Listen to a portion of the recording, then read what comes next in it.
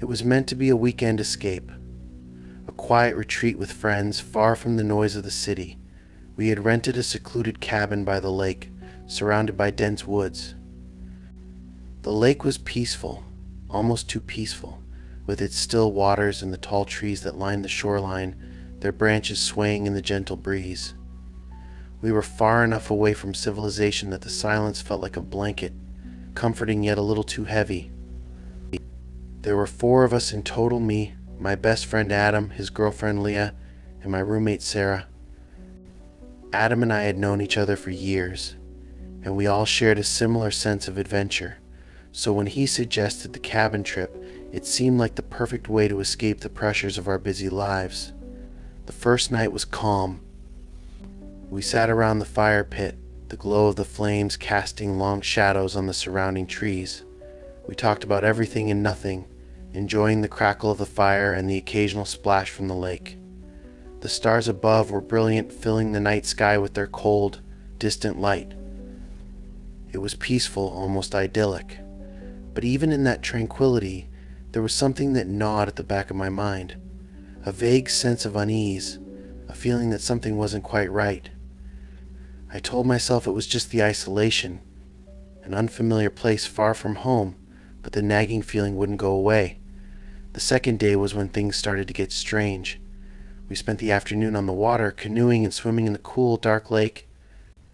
The weather had been warm, but the water was chilling, the kind of cold that seems to sink into your bones. We laughed and joked, enjoying the simple freedom of being in nature, but as the day wore on, a dense fog began to creep in from the far end of the lake. It was thick and unnatural, like something out of a nightmare, slowly swallowing the world around us. The sun was still high, but the mist blanketed everything in an eerie stillness. We decided to head back to the cabin before the fog fully enveloped us. As we paddled back toward the shore, I noticed something odd. There was a figure standing by the edge of the water, just beyond the tree line.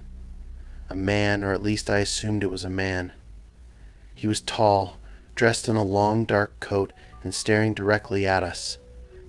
I could barely make out his features, but his posture was unnervingly still, as if he had been waiting there for a long time. I mentioned it to the others, but when they turned to look, the figure was gone. I shook my head, dismissing it as an optical illusion caused by the fog or my overactive imagination. After all, it was just some random person enjoying the lake, right? Back at the cabin, we made dinner, the warmth of the stove doing little to chase away the chill that had settled in my bones. The fog remained thick and heavy, pressing against the windows like a tangible thing. Adam and Leah were in the living room, laughing about something on TV, while Sarah and I cleaned up in the kitchen. I couldn't shake the feeling that something was watching me. I glanced out the window, but the fog obscured everything beyond the cabin's porch. Then I saw it again. There, just at the edge of the fog, stood the figure from the lake. This time I could see him more clearly, his silhouette tall and imposing against the white mist. I felt my breath catch in my throat, my skin prickled with unease, and my heartbeat quickened. I turned to Sarah, but when I pointed toward the window, she saw nothing. She said it was just a trick of the light, and that the fog was playing tricks on me, her voice soft but reassuring. I nodded, trying to convince myself that she was right, but I couldn't shake the feeling that we weren't alone. That night, after a quiet dinner and a few more drinks, we all decided to retire early. I crawled into bed, my thoughts swirling with the strange figure by the lake. The room was cold, and I pulled the blanket tighter around me, but sleep didn't come easily. Every creak of the cabin, every rustle of the wind outside made my heart race. At some point in the night I woke up. The room was darker than it should have been, and the air felt heavy. I glanced at the clock, 3:12 a.m. I had no idea why I was awake, but I felt an overwhelming urge to check the windows. I walked to the living room, trying to shake off the creeping sense of dread. The fog was still there, pressing against the glass. I stood by the window, staring out into the mist, when I saw it once more. The figure standing by the lake. Only this time he wasn't still. He was moving. Slowly, deliberately, he walked toward the cabin. I froze, my breath catching in my throat. My mind raced. Should I wake the others? Should I call for help? I didn't know what to do, but I couldn't tear my eyes away from the figure as he drew closer. His steps were slow but purposeful, each one bringing him closer to the cabin. His face was still obscured by the fog, but there was something about the way he moved that made my blood run cold. It was as though he knew exactly where I was, as though he could feel my eyes on him. I backed away from the window, my heart hammering in my chest. My hands were trembling, and I could barely keep my thoughts straight. I turned to go wake the others, but when I reached the hallway I heard something. A sound, faint but distinct. A tapping at the window. I couldn't move. My legs were frozen in place. I wanted to scream, but my voice wouldn't come. I could hear the tapping again, louder this time, and then the low creak of the porch steps. I don't know how long I stood there, but it felt like hours. Eventually the tapping stopped. The fog began to thin, and I dared to look outside once more. The figure was gone, but the unease in my gut remained. The next morning the fog had lifted, and the sun shone brightly, casting a warm glow over the lake. It felt like the whole night had been a bad dream, and yet there was something unmistakable about the way I felt, the sense of having narrowly avoided something dark, something dangerous. We packed up and left the cabin as soon as possible, none of us speaking much. I tried to tell myself that it was just my imagination, that there was a logical explanation for the man by the lake. But deep down, I knew what I had seen. Whatever it wasn't human. It wasn't just a person, it was something else, something that had been waiting for us at that lake.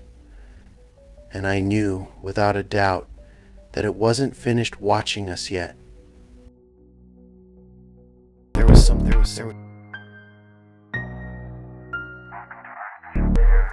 There's a certain stillness that comes with living in a city, an emptiness that settles into the spaces between buildings, in alleyways and inside old creaky apartments. I moved into my new place in an aging building near the outskirts of town, where the noise of the busy streets below seemed distant, like a murmur through the walls. It was perfect. I needed the peace.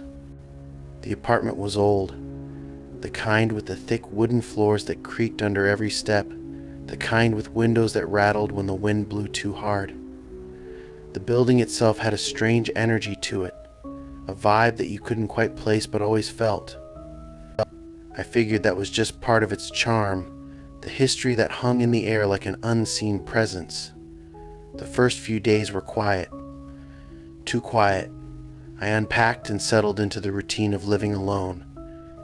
I tried not to think about the old tenants who had lived here before me, wondering if they ever felt the strange emptiness that seemed to hang around every corner.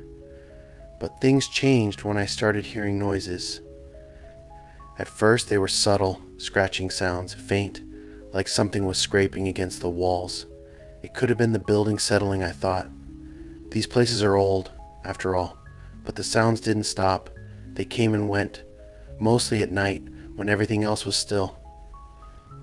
It was as though something was trying to get my attention, knocking, scraping, tapping, never loud, but always persistent.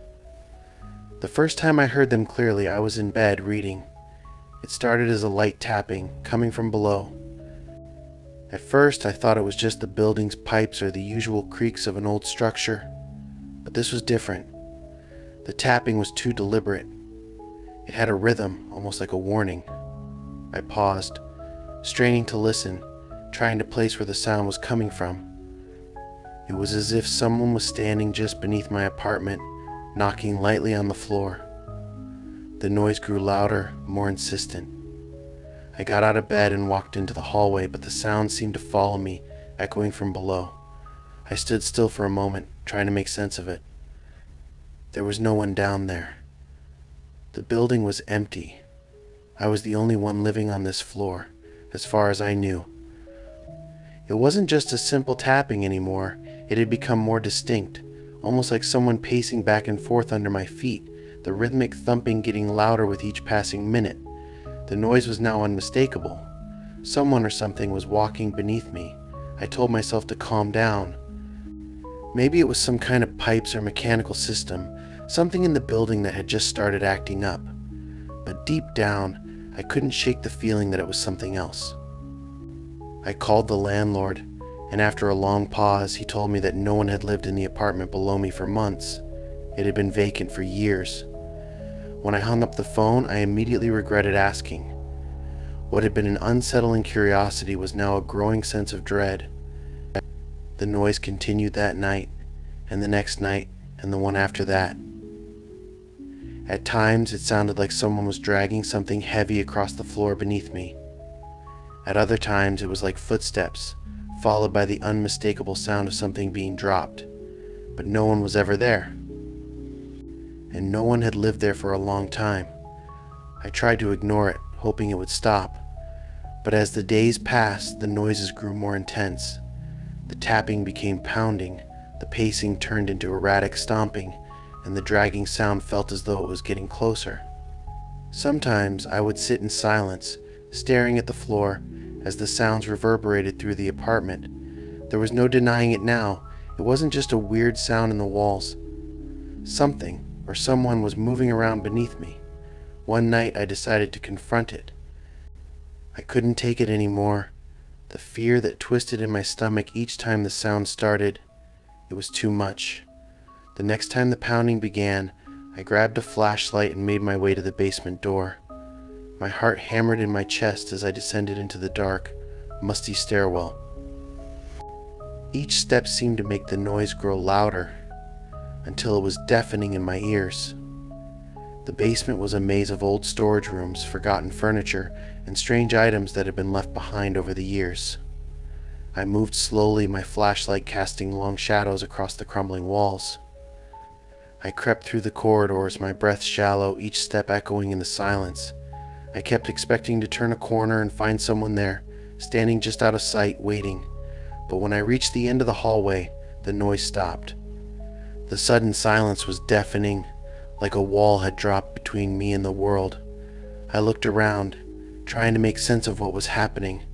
There was no one here, no one to explain the sounds that had tormented me for days. I turned to leave, but that's when I saw it. At the far end of the basement, near the old boiler room, a door was cracked open just a few inches. A chill ran down my spine as I realized that the noise had come from beyond that door. The shadows seemed to stretch out from it, dark and ominous. My heart raced in my chest as I stood there, frozen in place, wondering if I should go closer. Something in my gut told me not to. But curiosity, that insistent pull to know the truth, pushed me forward. I slowly approached the door, my feet heavy with dread, my breath coming in short gasps. I reached out with trembling hands and pushed it open. The room beyond was empty. At first I didn't understand. There was nothing there, just an old dusty storage area. No hidden passages, no secret people watching from the shadows. It was exactly as it should have been. Yet the air felt wrong, thick with something unspoken, a presence that was too heavy to ignore. As I backed away, a sharp crack sounded above me, like something snapping into place. I froze, looking up to see the dim outline of a shadow moving across the ceiling, its shape long and thin, stretching unnaturally. Then, the silence was shattered as a sudden deep thud rang out from below, followed by the same scraping, dragging sound. The presence was back. I fled the basement, my footsteps pounding in my ears as I raced back to the apartment. When I slammed the door behind me, I felt the air shift, and the heavy presence lifted, but just barely. The noises below me stopped for the first time in days, but I couldn't shake the feeling that something was watching from below. Whatever was down there, it wasn't finished. It had been waiting for me, and it would never leave.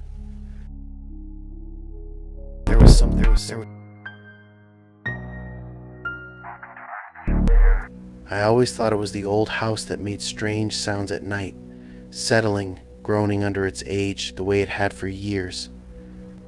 The house was over 100 years old, and the floorboards creaked with every step I took, the windows rattled in the wind, and the pipes had a life of their own, gurgling and clanging at call hours. I'd grown used to it, dismissing the odd noises that would come and go, convinced that it was just part of the charm of living in such an old building. But then, one evening, something changed. I was sitting in my living room, a cup of tea in hand, flipping through a book when I heard it, a faint scratching sound. It came from beneath me, as though someone was dragging something along the floor below, slow and deliberate. My heart skipped a beat. I stood up and walked to the window, hoping to catch a glimpse of someone outside, perhaps someone near the house doing some late-night work. But there was nothing, just the quiet streets in the dark of the night. I shrugged it off, trying to go back to my book, but the scratching continued. It was rhythmic, almost methodical, like a fingernail dragging along the surface of something. The sound was faint at first, but it became louder, more persistent, as though whatever was making it was aware of my presence. I found myself holding my breath, straining to listen as the noise intensified. It wasn't until the next night that I realized just how wrong things were. The scratching had become pounding, like something or someone was trying to break through from below. I stood at the edge of the staircase, staring at the floorboards, my mind racing as I tried to reason with myself. The house was old, sure, but this was something else. I waited for the sound to stop, expecting it to fade like all the other noises I had ignored over the years. But this time it didn't. It didn't fade at all. It only grew louder. It became a thudding, like a heavy object being dropped repeatedly on the floor below, followed by the unmistakable sound of something scraping, dragging, coming closer. The fear crept in slowly at first, like a tightness in my chest, but then, with the next loud thud, the panic hit. I didn't know what was happening, but I was certain that something wasn't right. There was something below me, something that shouldn't be there. I walked down to the basement door, my hand shaking as I reached for the handle. I had never been down there since I moved in, and the door had always been locked, as if the house itself didn't want me to know what was inside. But tonight, I couldn't ignore it anymore. I had to know what was causing those noises. I turned the handle, and the door creaked open slowly, revealing the dimly lit stairwell that led down to the basement. The air felt heavy, thick with dust and the scent of mildew. I hesitated for a moment, but then I stepped inside. The sound from below had stopped completely. The silence was almost worse than the noise itself. It was as though whatever had been there was now waiting for me. I descended slowly, one step at a time, listening for any hint of movement, any indication that I was not alone. The flashlight in my hand flickered, casting long shadows on the walls as I reached the bottom of the stairs. The basement was cluttered with old furniture and forgotten boxes, the remnants of a past life that had long since been abandoned. And then I heard it. A soft whisper. At first I thought I was imagining it, the product of my own fear. But then the whisper came again, faint and breathy, like a voice just out of reach. It wasn't coming from above or from around me, it was coming from somewhere deeper, somewhere beneath the floor. I crouched down, shining my flashlight across the floorboards. The whispers grew louder, more distinct, like words in a language I couldn't understand. The air grew colder, and my breath came out in visible puffs. I couldn't tell if it was the fear or something else, but the temperature had dropped significantly. I stood up, my hand tightening around the flashlight. I was terrified, my mind racing with a million different possibilities. Was it rats? A problem with the foundation? A bad electrical system? No. This felt different. There was something wrong down here. Something had been waiting for me. The whispering turned into a voice, low and unintelligible, but unmistakable. I backed away slowly, my feet scrambling to find solid ground. The flashlight flickered one last time before it went out completely, plunging me into darkness.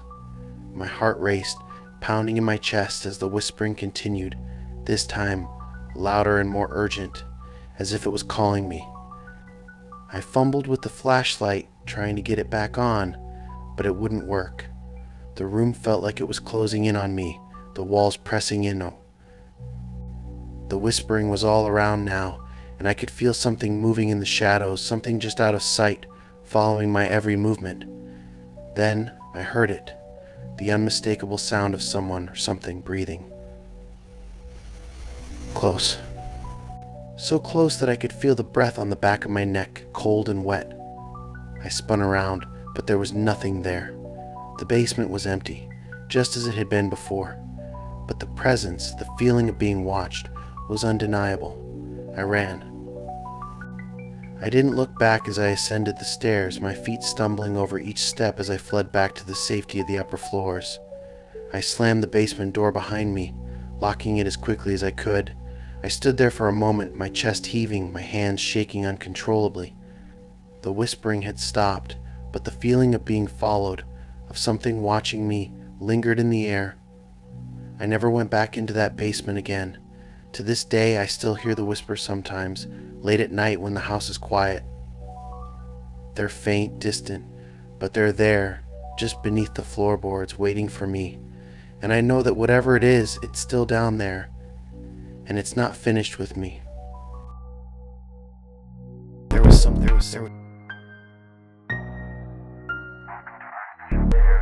The house had always been a mystery. It wasn't just its age or the way it creaked at night, but something deeper, more unsettling. It was an inherited property, a large Victorian home in a sleepy part of town that no one had paid much attention to in years. When my grandparents passed away, I found myself with the keys, left to decide whether to sell or keep it. The decision seemed easy at first. There was something about the house, an odd charm that couldn't be ignored. I moved in alone, unsure of what to expect. The walls were lined with portraits of people I didn't know, the floor scuffed and worn. The attic door was ajar when I first moved in, but it wasn't the attic that intrigued me. No, it was the basement. The house had a basement, a large one, but the door had been bolted shut. There were old chains wrapped around the handles, a lock that had long since rusted away. My curiosity, of course, led me to pry open that door. But the moment I did, a strange chill swept up my spine. The basement was pitch dark, and the air was thick with the smell of dust, mildew, and something else, something faint, something I couldn't quite place. It wasn't a smell I could identify, and that bothered me. But being new to the house, I shrugged it off as just another part of its history. That first night, the house seemed quiet. I heard the usual noises, settling wood, creaking floors, the sound of the wind rattling the windows, but nothing that made me think twice.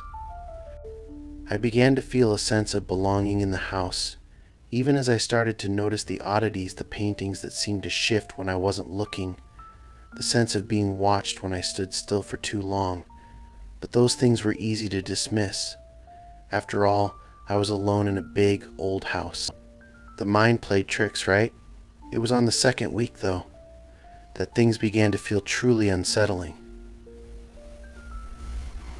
One evening, as I was sitting on the couch reading a book, I heard a faint sound, a soft tapping.